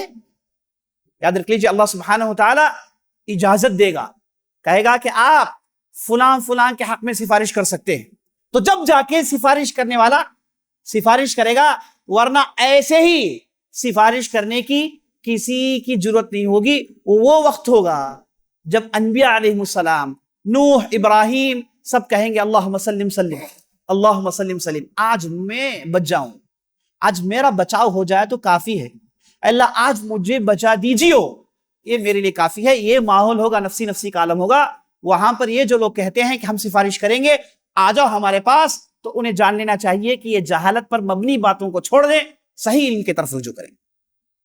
من ذا الذی یشفع عندہ الا باذنہ، کون ہے جو اللہ کے ہاں سفارش کرے بغیر اجازت کے؟ آسمان زمین کا مالک ہے، کسی کی مجال نہیں کہ وہ آگے بڑھے اللہ کے پاس سفارش کرے۔ من ذا الذی یشفع عندہ الا باذنہ، یعلم ما بین ایدیہم وما خلفہم. بھائی سفارش کس کی ہوتی ہے؟ یاد رکھ لیجیے، سفارش دنیا میں جو ہوتی ہے وہ ایک قسم کا انٹروڈکشن ہوتا ہے کہ فلاں آدمی ہے، بڑے اچھے آدمی ہیں، محتاج ہیں، آپ ان کا معاملہ آسان کر دیجیے، آپ انہیں سپورٹ کریے، آپ انہیں کچھ مدد کریے. یہ دنیا میں انٹروڈکشن ہے. لیکن اللہ سے جب یہ سفارش جڑ جاتی ہے، اس کا معنی انٹروڈکشن کا نہیں ہے. اللہ کیوں نہیں جانے گا بھائی؟ وہی کہتا ہے یعلم ما بین ایدیہم وما خلفہم، وہ آگے اور پیچھے ساری باتوں کو جانتا ہے، تو کسی سفارش کے محتاج نہیں ہے سبحانہ و تعالی. اصل میں سفارش کا ایک کانسیپٹ، اس کی اجازت اس لیے ہے کہ جو سفارش کر رہا ہے اسے اعزاز بخشے، اسے عزت بخشے ساری مخلوقات کے سامنے، کہ بھائی یہ فلاں آدمی اتنا بہترین مرتبے والا، اتنا نیک، کہ آج ڈنکے کی چوٹ میں لوگوں کے سامنے اسے سفارش کرنے کا موقع دیا جا رہا ہے، عزت بخشنے کے لیے، اعزازی طور پر. یہ نہیں کہ صاحب اللہ کو انٹروڈکشن کرا ہوا ہے یا پھر اللہ نہیں جانتے، ایسا نہیں. اسی لیے اللہ نے کہا یعلم ما بین ایدیہم وما خلفہم، وہ تو آگے پیچھے سب چیزوں کو جانتا ہے، اسے سفارش کی کیا ضرورت؟ یعلم ما بین ایدیہم وما خلفہم ولا یحیطون الا من علمہ الا بما شاء. اور بندوں کو جو علم ہے وہ اتنا ہی علم ہے جتنا اللہ نے انہیں دیا ہے. اللہ کی اگر مرضی نہ ہو تو ان علوم کے طرف ان کی رسائی بھی نہیں ہوتی. بہت ساری چیزیں ہیں جو انسان نہیں جانتا. انسان جو جانتا ہے وہ مٹھی بھر بھی نہیں ہے. مجھے یہاں پر ایک واقعہ یاد آ رہا ہے.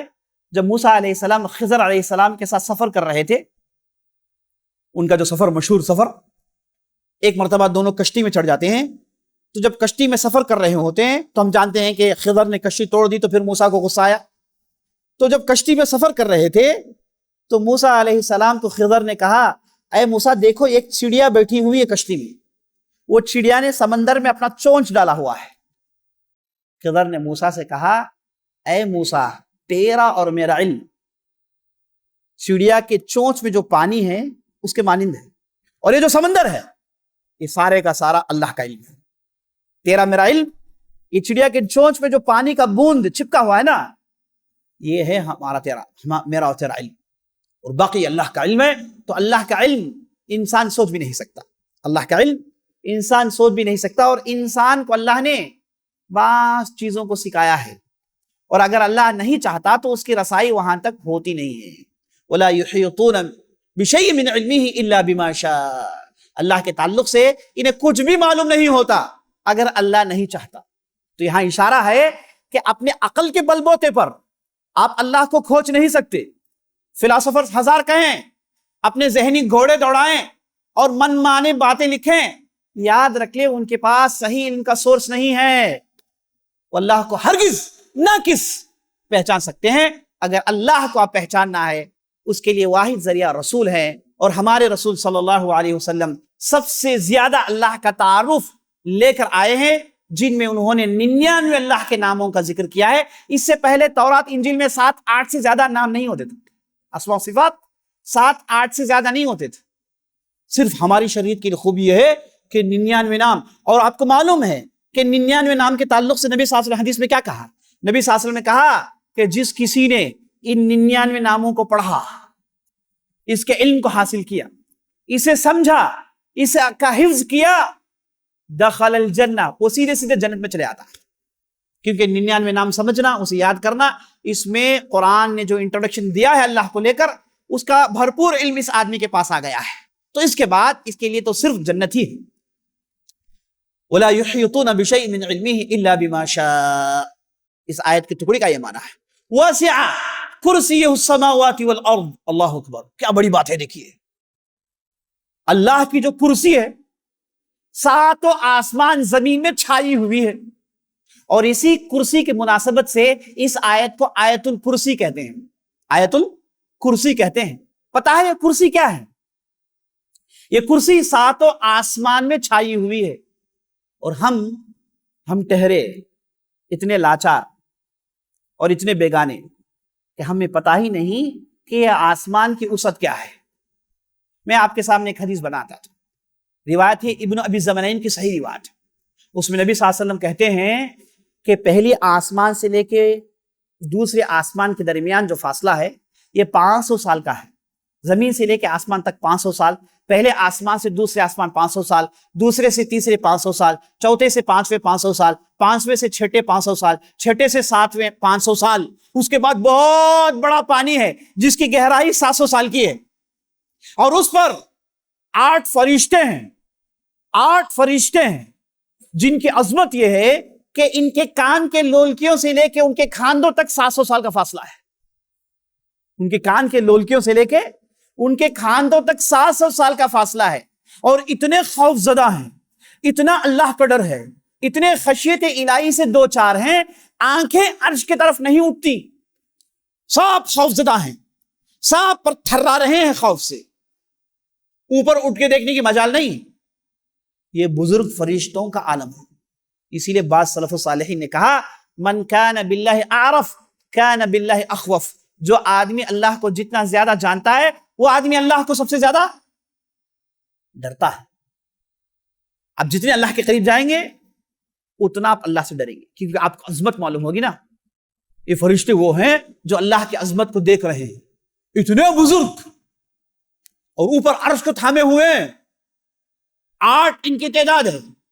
انہی کو کروبیون کہا جاتا ہے.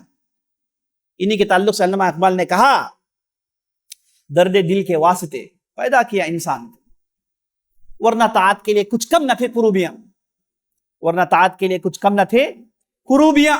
کروبیاں کون ہیں؟ یہی 8 بزرگ فرشتے ہیں جو اللہ کے عرش کو تھامے ہوئے ہیں.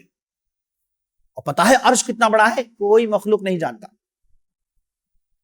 اب اس عرش میں ایک جگہ ہے جہاں اللہ سبحانہ وتعالی اپنے قدم رکھتے ہیں. کیا رکھتے ہیں؟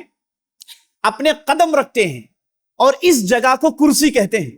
اور یہ کرسی 7 آسمان میں چھائی ہوئی ہے، یعنی انسان کے سوچ کے ماورا ہے. حدیثوں میں بات آئی ہے آمنا صدقنا کہیے، غیر ضروری ذہن کے گھوڑے دوڑائیں گے، گمراہ ہونے کے عین امکانات ہیں. تو یہ ہے کرسی. اور دوسری روایت میں نبی صلی اللہ علیہ وسلم کہتے ہیں عرش کے سامنے کرسی کی مثال کیا ہے؟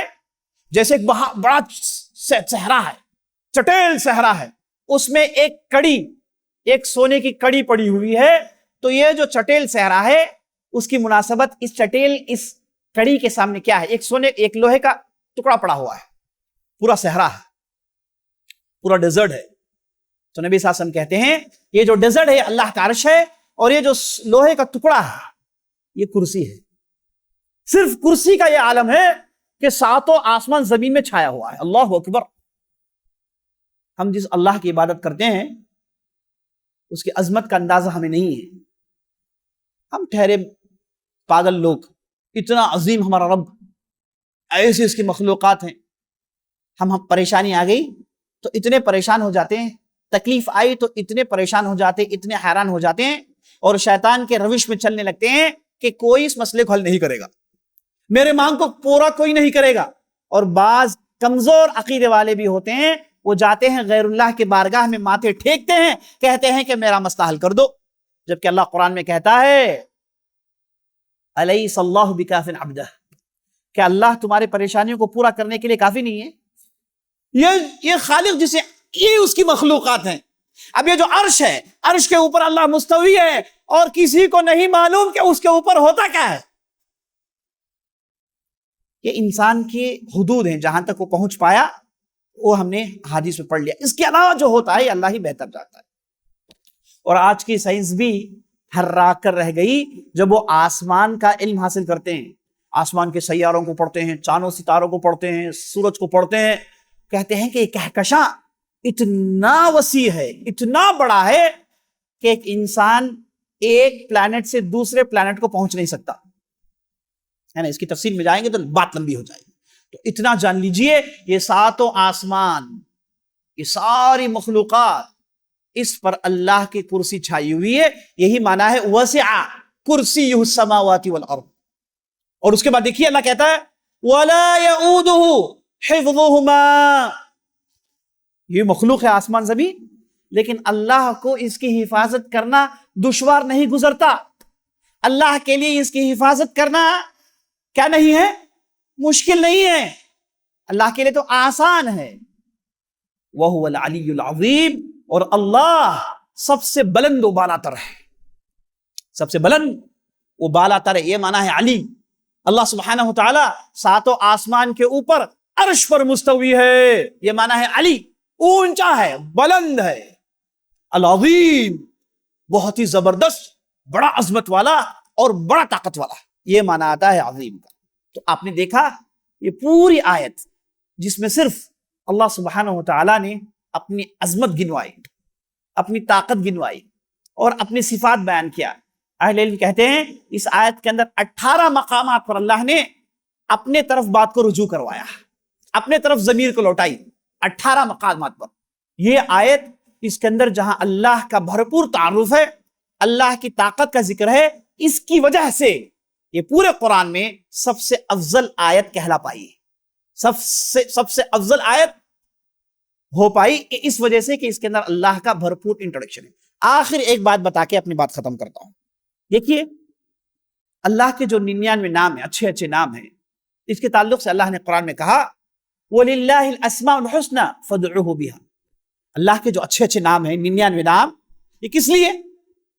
فَادْعُوهُ بِهَا، ان ناموں کو لے کر ان کے طفیل سے، ان کے ذریعے سے اللہ کے پاس مانگو۔ لوگ آتے ہیں کہتے ہیں کہ دعا قبول نہیں ہوتی، ہم کہتے ہیں کہ آپ نے دعا ٹھیک سے مانگا ہی نہیں۔ دعا کیا مانگنے کا طریقہ ہے؟ دعا مانگنے کا طریقہ یہ ہے کہ سب سے پہلے آپ اللہ کی بڑائی بیان کریے، پھر محمد رسول اللہ صلی اللہ علیہ وسلم پر درود بھیجیے اور پورے وثوق کے ساتھ مانگیے اللہ کے پاس، اور اپنے مسائل کو اللہ کے ناموں کے ساتھ جوڑیے۔ اے اللہ مجھ سے بہت بڑا گناہ ہو گیا، اے اللہ تو ستار غفار ہے، تو گناہوں کو پوچھنے والا ہے، گناہوں پر پردہ ڈالنے والا ہے، اے اللہ میرے گناہوں کو معاف کر دے، اے اللہ میرے رزق میں تنگی ہے، اے اللہ محتاج ہوں میں پیسوں کا، اے اللہ تو رزاق ہے، اے اللہ میں تیرے ناموں کے ذریعے سے تیرے بارگاہ میں گڑ گڑا رہا ہوں، اے اللہ میری مصیبت کو دور کر۔ تو ہم اللہ کے ناموں کے ذریعے سے وسیلہ مانگنا بھول جاتے ہیں، اسی لیے ہماری دعائیں قبول نہیں ہوتی۔ اور اللہ سبحانہ وتعالیٰ کے پاس وسیلے ڈھونڈنے کے لیے سب سے مضبوط طریقہ یہ بھی ہے کہ آپ اپنے اچھے کاموں کے ذریعے سے، آپ کے اچھے اعمال کے ذریعے سے اللہ کے پاس رسائی حاصل کرنے کی کوشش کریں۔ اللہ کو پکاریے، کیسے؟ آپ کہیں کہ اللہ میں نے تیرے لیے نماز پڑھی، اللہ میں نے تیرے لیے یہ مال کو دیا ہے، اللہ میں نے تیرے لیے فلاں کی مدد کی، مجھے کسی کی شہرت کی ضرورت نہیں تھی، کسی کی جاہ و جلال کی ضرورت نہیں تھی، اے اللہ میں نے صرف اور صرف تیرے لیے کیا ہے۔ اے اللہ میں اس اچھے کام کے ذریعے سے مانگتا ہوں کہ اللہ میری فلان بیماری کو دور کر دے، فلان پریشانی کو دور کر دے، فلان دقت کو دور کر دے۔ اس کے بعد دیکھیے کہ آپ کی پریشانی کیسے حل ہوتی ہے۔ اور نبی صلی اللہ علیہ وسلم نے اس چیز کو بنی اسرائیل کے ایک واقعے سے جوڑا اور بتایا کہ دیکھو کہ کیسے اس سے پہلے والوں نے اپنے نیک اعمال کے ذریعے سے وسیلے ڈھونڈے۔ بنی اسرائیل کے 3 لوگوں کا ایک واقعہ سنایا، بنی اسرائیل کے 3 لوگوں کا ایک واقعہ سنایا، کہا کہ 3 لوگ رات کے صحرا میں سفر کر رہے تھے۔ میں جلدی جلدی اس واقعے کو سنا دیتا ہوں تاکہ بات میری ختم کر پاؤں۔ 3 لوگ سفر کر رہے تھے، اچانک موسلا دھار بارش شروع ہو گئی، گھٹاٹوپ اندھیرا ہو گیا، تو آگے دوڑ کر ایک گفا میں ان لوگوں نے پناہ لی، ایک کیو کے اندر چلے گئے بارش سے بچنے کے لیے۔ اب جب بارش ہونا شروع ہوئی، کڑاکے کی بجلی برسی، اور یہ بجلی سیدھے ایک چٹان پر برسی، اور وہ چٹان لڑکتا ہوا سیدھے آیا اس گفے کے منہ کو اس نے بند کر دیا۔ اب یہ لوگ 3 افراد پھنس گئے گفے کے اندر، ہے کہ نہیں؟ باہر آنے کا امکان نہیں، 1000 کوشش کی، ممکن نہیں چٹان کو ڈھکلنا، اندر پھنس گئے، اندر گھٹاٹوپ اندھیرا، ایک دوسرے کے چہرے نظر نہیں آ رہے۔ اب تینوں چونکہ مومن تھے تو انہوں نے کہا کہ اس مصیبت میں اگر ہمیں کوئی مدد کر سکتا ہے تو اللہ کے علاوہ کوئی ذات نہیں ہے، اس پریشانی سے اگر کوئی بچا سکتا ہے، دنیا کی کوئی طاقت نہیں، کوئی حکومت نہیں، کوئی دوسرا فرد نہیں، کوئی دوسرا ناصر نہیں، کوئی دوسرا معین نہیں، یہاں پر صرف بچا سکتا ہے تو رب العالمین، رب العزت والجلال ہی بچا سکتا ہے۔ اب کریں کیا؟ تینوں میں ایک صاحب سمجھدار تھے، انہوں نے کہا کہ بھائی میرے پاس یہ نالج ہے کہ آپ اپنے اچھے اعمال کے ذریعے سے اللہ کے رحمت کو للکاریے۔ ایک صاحب اٹھ کر کہا اے اللہ میرے بوڑھے والدین تھے، میں ان کی اتنی خدمت کرتا تھا. ایک مرتبہ میں جنگل میں دور چلا گیا، واپس آیا تو دیکھا کہ میرے والدین سو گئے. میرا وتیرہ یہ تھا کہ میں انہیں دودھ پلا کر میرے بچوں کو پلاتا، پھر ہم سب سو جاتے. لیکن اس بار ہوا کہ میں جنگل میں بہت دور چلا گیا، واپس جب پہنچا تو میرے والدین سو گئے. اب میں نے انہیں اٹھانا ضروری نہیں سمجھا، ان کے نیند کو ڈسٹرب کرنا صحیح نہیں سمجھا، تو میں ان کے پیروں کے پاس ان کے دودھ کی پیالی کو لے کر کھڑا ہو گیا. اس کے انتظار میں تھا کہ دونوں بیدار ہوں گے، دونوں کو میں دودھ پلاؤں، اس کے بعد میرے بچوں کو پلاؤں. اللہ کی قسم میرے بچے میرے پیروں کو پکڑ کے بد بدا رہے تھے، تل ملا رہے تھے، چیخ رہے تھے، لیکن میں نے یہ گوارا نہیں کیا کہ میں میرے والدین سے پہلے میرے بچوں کو دودھ پلاؤں، اور رات بھر میں کھڑا رہا. اس کے بعد جب وہ اپنی آنکھوں کو انہوں نے کھولا تو میں نے دونوں کو دودھ پلایا، پھر میرے بچے جو سو گئے تھے انہوں نے اٹھا کر دودھ پلایا. اے اللہ میں نے کام، اب دعا کر رہا، کہہ رہا کہ اے اللہ میں نے کام صرف تیرے لیے کیا. والدین کے ساتھ بہترین سلوک بہترین عمل میں سے ہے. وَقَضَىٰ رَبُّكَ أَلَّا تَعْبُدُوا إِلَّا إِيَّاهُ وَبِالْوَالِدَيْنِ إِحْسَانًا. لا الہ الا اللہ کے بعد والدین کے ساتھ بہترین سلوک دوسرے درجے پر ہے، بہترین عمل ہے. والدین کے ساتھ بہترین سلوک کرنا بہترین عملوں میں سے ہے. صرف والدین کی خدمت کر کے بعض لوگوں نے اپنے آپ کو اللہ کے پاس ولی بنا لیا. اویس القرنی کا واقعہ بڑا لمبا ہے. تو انہوں نے کہا کہ اللہ میں نے میرے والدین کے ساتھ اتنا اچھا سلوک کیا، اتنی اچھی خدمت کی، کسی کو دکھانے کے لیے نہیں، ان کی دولت کے لیے نہیں، ہم تو ٹھہرے فقیر اور فقیر. اے اللہ میں نے کیا صرف اور صرف تیری رضا جوئی کے لیے، تجھے خوش کرنے کے لیے. جیسے صاحب نے دعا کی، اپنے ہاتھوں کو چھوڑا تو وہ جو چٹان تھا تھوڑا کھسک گیا، تھوڑی سی روشنی اندر آنے لگی. دوسرے صاحب اٹھ کر انہوں نے کہا کہ اللہ میں میرے کھیت میں کام کرنے کے لیے ایک مرتبہ میں بازار گیا، ایک لیبر کو لایا اور لیبر سے میں نے کام کروائے، اور اس لیبر سے میں نے کہا کہ شام کے پڑتے میرے پاس آ کے پیسے لے جانا. اب وہ لیبر گیا کام کر کے، پھر کبھی نہیں آیا، میرے پاس اس کے پیسے رہ گئے تھے. اے اللہ تو گواہ ہے، اگر میں چاہتا تو پیسے اٹھا لیتا، کسی مائی کے لال کو نہیں، کسی کے فرشتے کو خبر نہیں. اے اللہ میں نے ان پیسوں کو اپنے پاس رکھا، پھر ان پیسوں کو بزنس میں انویسٹمنٹ کیا، پیسوں کو میں نے بزنس میں لگایا. ایک بکری سے 2 بکری، 2 سے 4، 4 سے 15، 15 سے ایک پورا ریوڑ، ایک پورے ریوڑ سے وادی بھر کی بکریاں. اللہ نے اتنی برکت ڈالی، وادی بھر کی بکریاں بن گئی. چند سال گزر گئے اور میں ان بکریوں کو بڑھا رہا تھا، میری تجارت بڑھ گئی، میرے پاس خوب پیسے آ گئے، میں کافی مالدار ہو گیا. ایک مرتبہ اچانک عصر کی نماز پڑھ کے بیٹھا ہوا ہوں، دروازے میں دستک ہو رہا ہے، تو میں لپک کے دروازے کو میں نے کھولا تو میں اس لیبر کو دیکھ رہا ہوں جو اس دن اپنے پیسے بھول کے چلا گیا تھا. اور اس نے کہا یا عبداللہ اعطنی اجری، اے اللہ کے بندے میری اجرت دو. خدا کی قسم مجھے معلوم تھا اس کے کتنے سکے تھے. اس نے جو لیبر میں ایک دن کے لیبر میں کتنا کمائے گا آدمی، مجھے معلوم تھا کہ اس کے پیسے کتنے تھے. میں اگر پیسے دیتے تھا وہ آدمی لے کے چلے جاتا، وہ اعتراض بھی نہیں کرتا، اسے تو اتنے ہی پیسے چاہیے تھے. لیکن اے اللہ تو گواہ ہے کہ میں نے اس پیسوں کا انویسٹمنٹ کیا تو پیسوں میں اتنی برکت پڑی کہ پیسے ایک وادی بھر کے بکریاں بن گئی. اے اللہ میں نے تجھ سے ڈر کے اس صاحب سے کہا کہ چل اے اللہ کے بندے یہ دیکھ یہ وادی بھر کی بکریاں تیری ہیں، تو لے جا سکتا ہے. تو اس نے کہا اتہزأ بی، وہ صاحب نے کہا کہ اے صاحب مجھ سے مذاق کر رہے ہو؟ کہا کہ نہیں میں مذاق نہیں کر رہا، یہی سچائی ہے. اللہ اکبر. عزیز ساتھیوں نمازیوں کی کمی نہیں ہے، روزے داروں کی کمی نہیں ہے، عبادت کرنے والے اللہ کے ہیں، لیکن ان عبادتوں کے ساتھ نیک دل کے لوگ بہت ہی کم نظر آتے ہیں. صالح لوگ، اچھے انسان بہت ہی کم نظر آتے ہیں. کاش ہمارے اندر بھی ایسے لوگ ہوتے. دیکھیے کتنی سچائی، اللہ اکبر، قربان جائے اس آدمی کو. اتنی سچائی، ایسے لگ رہا ہے کہ اس کے رگ و ریشے میں سچائی بیٹھی ہوئی ہے، اس کے رگ و ریشے میں صلاحت بیٹھی ہوئی ہے. اللہ اکبر. وہ صاحب نے کہا کہ اللہ کے بندے، یہ جو وادی بھر کی بکریاں ہیں یہ تمہاری ہے۔ اس نے کہا کہ مذاق مت کرو۔ اس نے کہا کہ نہیں، میں مذاق نہیں کر رہا ہوں، یہی سچائی ہے، یہ بکریاں لے جاؤ۔ اور وہ صاحب ہچکچاتے ہوئے، تل ملاتے ہوئے ان بکریوں کو لے جا رہے ہیں، پلٹ پلٹ کر دیکھ رہے ہیں کہیں مذاق تو نہیں ہو رہا ہے، کہیں پرانک تو نہیں کر رہا ہے کوئی۔ اور یہ صاحب لے گئے اور نظروں سے اوجھل ہو گئے۔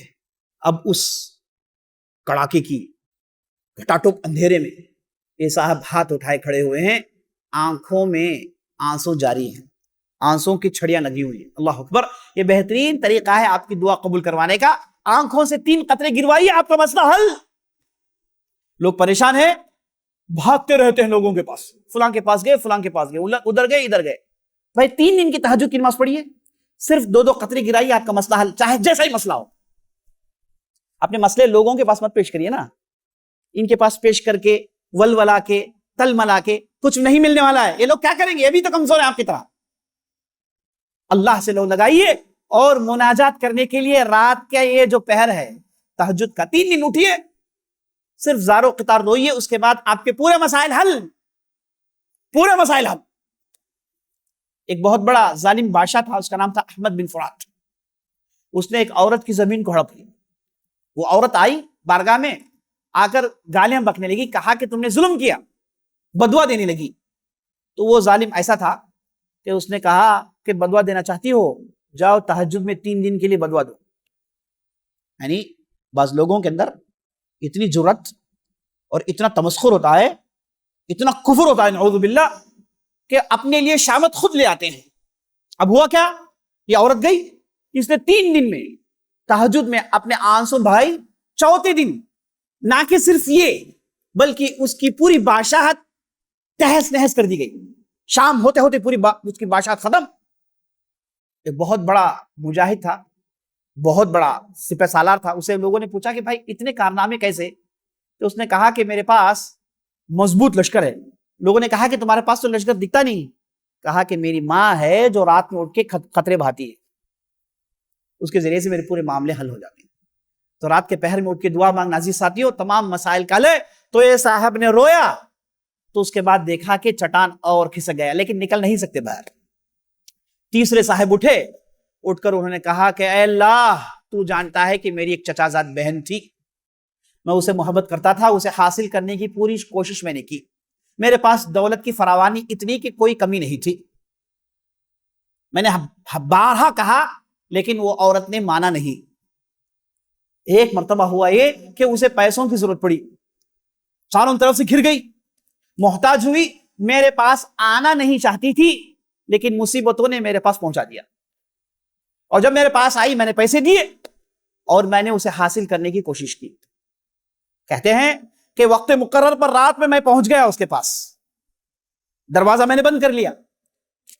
یہ عورت محتاج، کمزور، کوئی نہیں دیکھ رہا، کوئی نہیں دیکھ رہا، مجھے کام کرنا آسان ہے۔ کہتے ہیں کہ میں قریب چلا گیا تو اس لڑکی نے کہا یا عبد اللہ لا تفک الخاتم الا بحقہ، اے اللہ کے بندے اللہ سے ڈر جا، تو جو کر رہا ہے وہ حلال نہیں ہے۔ کہتے ہیں کہ جیسے اس عورت نے اس جملے کو ادا کیا، میرے وجود میں کڑاکے کی بجلی گری، میرے تن میں ایک کڑاکے کی بجلی کری، میں تھرا کر رہ گیا، میرا جسم لرزہ بن اندام ہو گیا، ہلنے لگا میں۔ اور اس کے بعد میں اے اللہ تیری ڈر کی وجہ سے اس عورت کو چھوڑ کے کمرے سے باہر نکل گیا، اے اللہ میں نے اس کار خیر کو کیا صرف تیرے لیے۔ جیسے ہی انہوں نے دعا کی، اپنے ہاتھوں کو چھوڑا، چٹان کھسک کے گر گیا، تینوں باہر آ گئے۔ نبی صلی اللہ علیہ وسلم نے بخاری کے اندر یہ پوری روایت سنائی ہے۔ تو اپنے اچھے اعمال کے ذریعے سے اللہ کو پکاریے، اللہ کے ناموں کے ذریعے سے اللہ کو پکاریے، یہی اللہ کے ناموں کا فائدہ ہے جس کا ذکر اللہ کہتا ہے وَلِلَّهِ الْأَسْمَاءُ الْحُسْنَى فَادْعُوهُ بِهَا۔ بہرحال آپ کے سامنے ہم نے اس آیت کی تفسیر پیش کرنے کی کوشش کی، بہت ساری باتیں آپ کے سامنے آئی۔ اللہ سبحانہ وتعالیٰ سے ہم دعا کرتے ہیں کہ اللہ سبحانہ وتعالیٰ ہم نے جو بھی کہا، جو بھی سنا، اس کے مطابق عمل کرنے کی توفیق بخشے۔ اللہ سبحانہ وتعالیٰ سے دعا کرتے ہیں کہ اللہ سبحانہ وتعالیٰ جو بھی حضرات ادھر شامل ہوئے ہیں، اللہ سبحانہ وتعالیٰ ان کے مسائل کو آسان کرے، ان کے پریشانی کو دور کریں، ان میں سے جو محتاج ہیں ان کے حاجت کو پوری کریں، ان میں سے جو بیمار ہیں اللہ ان کی بیماری کو دور کریں، اے اللہ ان میں سے جو پیسوں کے محتاج ہے اللہ ان کے پیسوں کی محتاجی کو دور کریں، اے اللہ ان کے اگر کوئی لڑکی ہے کوئی لڑکا ہے جس کی شادیاں نہیں ہو رہے تو اللہ ان کی شادیوں کو آسان کرے، دوسرے دیگر مسائل کو آسان کرے، آمین یا رب العالمین۔ آخر میں شکر گزار ہوں اس بابرکت امارات کا اور یہاں کے جو حکام ہیں ان کا میں شکر گزار ہوں جو بہترین موقع فراہم کرتے ہیں دین کی باتیں سنانے کے لیے، اور اس دبئی کے حاکم کا بھی میں شکر گزار ہوں۔ اللہ سبحانہ و تعالیٰ ان کے یہاں برکت ڈالے اور ان کی حفاظت کریں اور ان کے ذریعے سے اور کار خیر لیتے رہیں، دین کا کام لیتے رہیں، آمین یا رب العالمین۔ کل ہماری مجلس دوبارہ جمع ہونے والی ہے انشاءاللہ۔ کل کا موضوع ہے ذوالقرنین، ایک بہت ہی زبردست ہستی گزرے ہیں جن کا نام ہے ذوالقرنین، جن کا ذکر قرآن میں ہے اور سورہ کہف کے اندر ہے، اور بڑی دلچسپ باتیں آپ کے سامنے آنے والی ہیں، نئی نئی معلومات آپ کے سامنے آنے والی ہیں۔ تو آپ حضرات سے گزارش ہے کہ جیسے آپ پورے صبر کے ساتھ پورے اطمینان کے ساتھ مجلس میں بیٹھے رہے سنتے رہے، تو کل بھی آئیے اور ساری باتوں کو سنیے، اپنے ساتھ دوستوں کو بھی لائیے، اپنے خاندان والوں کو بھی لائیے، دوست احباب کو لائیے۔ اس سے بہتر کیا باتیں ہو سکتی ہیں جس میں آپ اپنے ایمان کو تازہ کرتے ہیں، جس میں آپ آخرت کے یاد کو تازہ کرتے ہیں۔ دنیا کی باتیں ہوتی رہتی ہیں، کمائی کی باتیں ہوتی رہتی ہیں، ہماری پوری مجالس تو دنیا ہی کی ہے نا، تو اس ایک مجلس کو اللہ کے لیے ڈیڈیکیٹ کریے، اس مجلس میں پھر شامل ہو جائیے۔ اللہ سے دعا کرتے ہیں اللہ سبحانہ و تعالی ہماری محنتوں کو قبول فرمائے، اور اس مسجد کے امام اور ہمارے بران عمری صاحب اور مقبول عمری صاحب کا میں شکر گزار ہوں کہ انہوں نے بہترین انتظام کیا، ایک بہترین موقع عطا کیا، آپ کے ساتھ مل بیٹھ کے بہت ساری باتیں شیئر کرنے کا موقع عطا کیا۔ اللہ سبحانہ و تعالی ان کی کمائی میں برکت ڈالے، ان کے اہل و عیال میں برکت ڈالے، ان کے سارے مسائل کو آسان کرے، دنیا و آخرت میں کامیابی عطا کرے۔ اور جو دوسرے حضرات اس پروگرام کو سیٹ کرنے میں، کیمرہ وغیرہ سیٹ کرنے میں جن لوگوں نے محنت کی، اللہ سبحانہ و تعالی ان کے مسائل کو بھی حل کریں، ان کی پریشانیوں کو بھی دور کریں، ان کے اہل و عیال میں برکت ڈالیں اور دنیا و آخرت میں کامیابی دیں۔ ھذا باللہ توفیق وصلی اللہ علی نبینا محمد وعلی آلہ وصحبہ اجمعین۔